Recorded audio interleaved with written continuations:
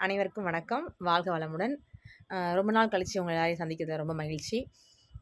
என்னன்னு பார்த்தீங்கன்னா, எல்லாருக்குமே இப்ப இந்த காலகட்டத்தில ஏதோ ஒரு நோய் தொற்று இல்லாம இல்ல. ஏதோ ஏதோ ஒண்ணு இருக்கும். இல்லவே இல்ல அப்டின்னா, அவங்க வந்து புண்ணியம் பண்ணவங்கன்னு நம்ம வச்சுக்கலாம். அந்த லிஸ்ட்ல வச்சுக்கலாம் அவங்கள நம்ப. இப்ப நோய் வந்துருச்சு. அதுக்காக நம்ம அந்த நோய விடுவிக்கிறதுக்கு நம்ம நெறைய போராடுறோம். போராடுறோம்னா, மருந்து மாத்திரையோ, இல்ல யோகாவோ, தியானமோ, இல்ல சித்தாவோ, இல்ல ஹோமியோபதியோ, ஆயுர்வேதிக்கோ, அக்குப்ரெஷரோ ஏதோ ஒரு வழியில நோய விடுவிக்கிறதுக்கு போராடுறோம். ஓகே. அந்த போராட்டம் போயிட்டு இருக்கட்டும். இதையெல்லாம் தாண்டி நோய் வந்ததுக்கப்புறம் அத நம்ம கண்டிப்பா விடுவிக்கணும் அப்டின்னா, எண்ணம்ங்கிறது ரொம்ப ரொம்ப முக்கியம். யோகாவுல வந்து எண்ணம் ஆராய்தல் அப்படிங்கிற ஒரு மிகப்பெரிய ஒரு டாபிக்கே இருக்குது. எண்ணம் ஆராய்தல்னு சொல்லிட்டு. அத பத்தி பேசினா அது ஒரு கடல்.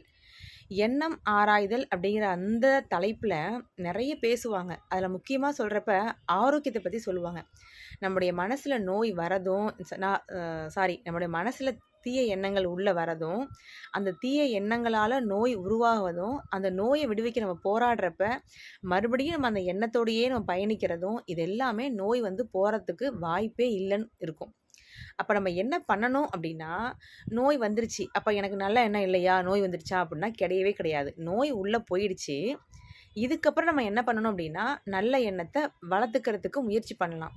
நோய் அறிஞ்ச நாட்கள்ல இருந்தே நம்ம எண்ணத்த ஆராய்ஞ்சு, நம்ம மனசுல ஒரு சின்ன ஒரு எள்ளு முனை அளவு கூட நம்ம தீய எண்ணம் இல்லாம, எப்பொழுதுமே நம்ம நல்ல எண்ணத்தோடயே நம்ம ஒவ்வொரு நிமிஷத்தையும் நம்ம கடந்து வந்தோம் அப்டின்னா, நம்ம மனசும், நம்ம எண்ணமும் சேர்ந்து என்ன பண்ணும் அப்டின்னா, அந்த நோய நம்மள்ட்ட இருந்து டோட்டலா வந்து புடுங்கி எறிஞ்சிரும். இது ஒரு சின்ன ஒரு கருத்து தான். ஆனா, தயவுசெய்து இத கேட்டுட்டு அப்படியே தள்ளிட்டே போக்கூடாது. இது ஒரு எக்ஸ்பெரிமெண்ட் மாரி நம்ம செஞ்சு பார்க்கணும். எதுவா இருந்தாலும் நம்ம வந்து பிராக்டிகலா நம்ம வந்து செஞ்சு பார்த்தோம் அப்படின்னா, கண்டிப்பா அது ஒரு மாற்றம் இருக்கும். நோய் வந்திருக்குன்னு மாத்திரை சாப்பிட்டா மட்டும் கண்டிப்பா கட்டாயம் நோய் போகாது. நம்ம எண்ணத்துல அந்த நோய் போகறதுக்கான சில விதைகள விதைக்கிறப்ப, கண்டிப்பா அது ஒரு நல்ல மாற்றம் இருக்கும். இன்னையிலேருந்து முயற்சி பண்ணுங்க. யார பத்தியும் பேசாம இருக்கிறது முதல் நல்ல எண்ணம். அதுவும் யார பத்தி பேசாம இருக்க இந்த காலத்துல முடியாது. ஏதோ ஒரு சூழ்நிலையில பேசுற மாரி அமைச்சுக்கிறோம் நம்ப. நல்லத மட்டும் பேசுறதுக்கு நம்ம முயற்சி பண்ணணும். தேவையில்லாம நம்ம அடுத்தவங்கள பத்தி தெரியாம பேசுறதையும் கண்டிப்பா நம்ம அவாய்ட் பண்ணணும். அதேபோல அடுத்தவங்க கஷ்டப்படுறப்ப அத பார்த்து நம்ம நம்ப மனசுக்குள்ள ஒரு சின்ன அளவாவது வருத்தப்படுறதோட நிறுத்திக்கணும். அதுக்காக நம்ம பிடிக்காதவங்க இருந்தா நம்ம சந்தோஷப்பட்டு நம்ம வந்து அத பண்றது வந்து அது மிகப்பெரிய ஒரு பாவச் செயல். அதனால கூட நம்மள்ட்ட வந்து நோய் தொற்று வந்து இருந்துகிட்டே தான் இருக்கும். நம்ம சொல்ற இந்த கை வலி, காய்ச்சல், மூட்டு வலி அதெல்லாம் கூட நோயின்னு சொல்லலாம் நமக்கு. எதுவுமே வரக்கூடாது. என்ன பண்ணணும் அப்டின்னா, நம்ம பிறந்த குழந்தை முதல் கொண்டு நம்ம ஒரு குழந்தைய பெத்துட்டோம்.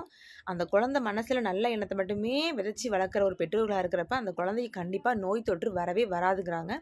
இது யோகிகள் வந்து நமக்கு சொன்ன வாக்கியங்கள். இத நம்ம நம்பி தான் ஆகணும்.